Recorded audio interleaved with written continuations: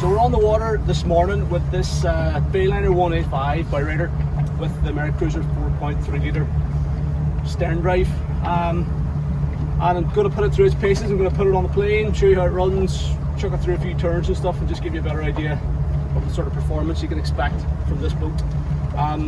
The thing I like about the 185s is they are that wee bit bigger than your sort of standard entry-level Bowrider. The 4.3L engine is also definitely the one to have. Performance is effortless. Gets up on the plane with like a third throttle, runs right up to almost 50 miles an hour.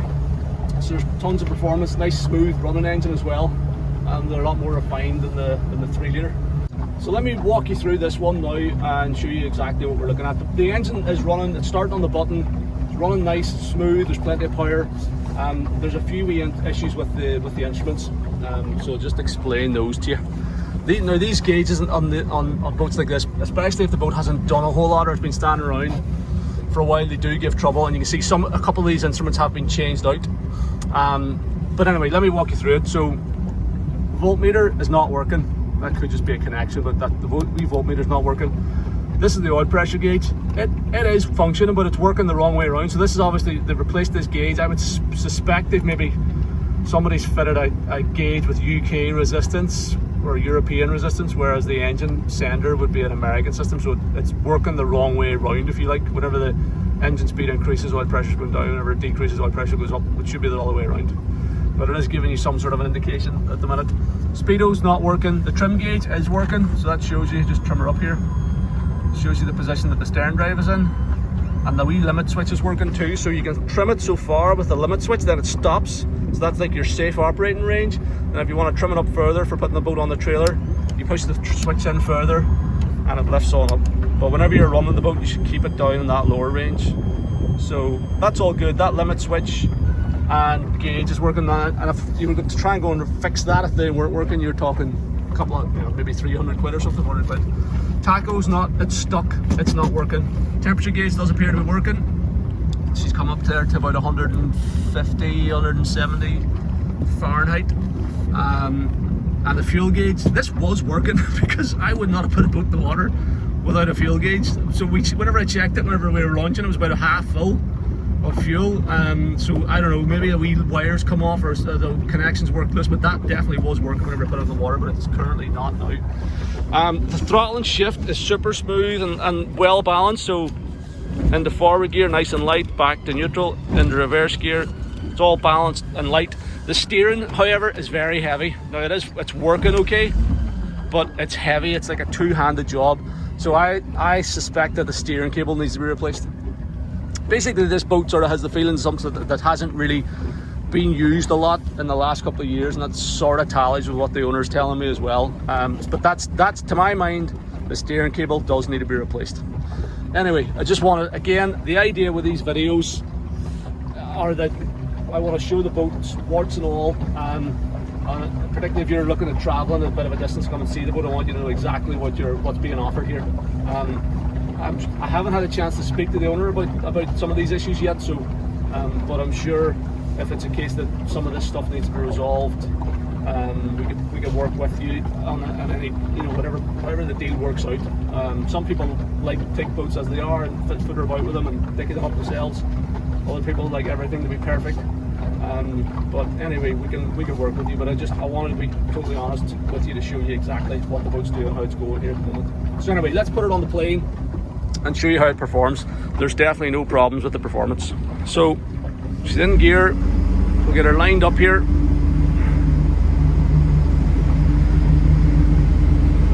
It really doesn't take much throttle at all to get the boat on plane, and you'll see the nose drops down instantly as well, so you don't lose sight of the horizon. I'm in a comfortable seated position here, got clear visibility through the screen.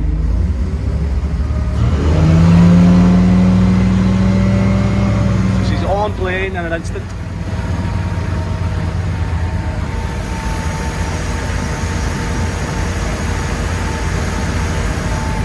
That's us cruising now at about half throttle. I was checking earlier on my GPS and my phone, and we're doing around about 25 knots at this sort of cruising speed. So nice, comfortable cruising speed.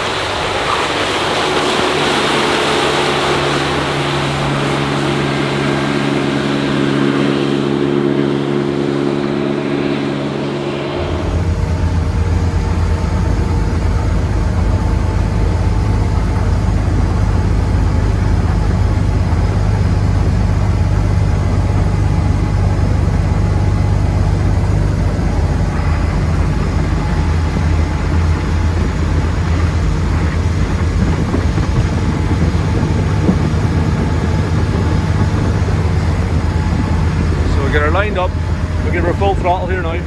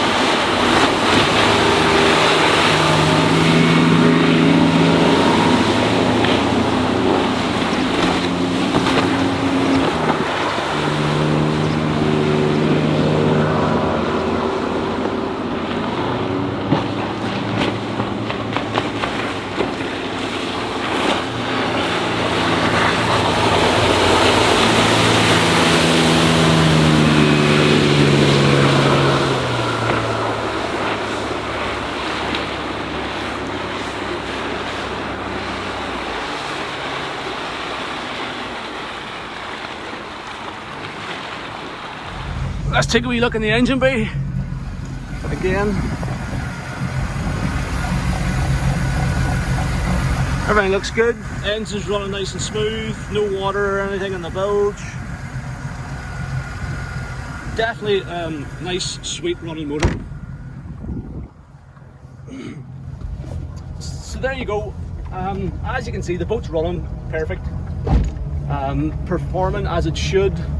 Flat out there, I was getting 42 knots on my GPS and the phone, so that's just shy of 50 miles an hour. Everything's you know, running as it should. And as you can see as well, I was able to drive it one-handed because I'm holding the phone with the other hand, the camera with the other hand, and I'm able to drive one-handed. So the steering and everything is working, but you're having to sort of give it a big old heave on the steering to get it turning. So I think it does need a new steering cable. But other than that, and the instrument issues, boat's running nice, bags of power. I ran back over, sort of did a couple of figure of eights there and got it kicked up a bit of a wake and ran through it, so you can see it. This boat definitely cuts through a bit of chop nicely, so it means it's going to be suitable if you are thinking to use it around the coast or bigger lakes. It'll cope with sort of choppier conditions quite nicely.